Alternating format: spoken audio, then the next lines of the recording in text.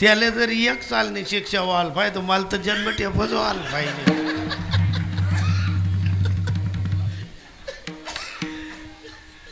बाकी पाहायचंच नाही कोण किती चालमन राहिलं कोण टाय उस्काड राहिलं. हा शिकायचा प्रयत्न करायचा ज्यांच्याकडनं होत असेल ना. आपण हळू वाचायचं हळू वाचायचं. पण जनरल नियम काय माहितीये का? खरं बोलणारा बागी बोलस आणि धजान लबाड बोलाव 4 जण वही जाऊ दे. सरकार माका चालत नाही. कतच आहे सरकार?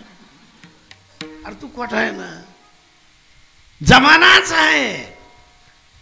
सोना तो बोले नहीं कासा करे झनकार, ज्ञानी तो बोले नाही बकबक करे गवार. ही झाली पार्श्वभूमी. पण मला आता हिच्या बाहेर यायचंय.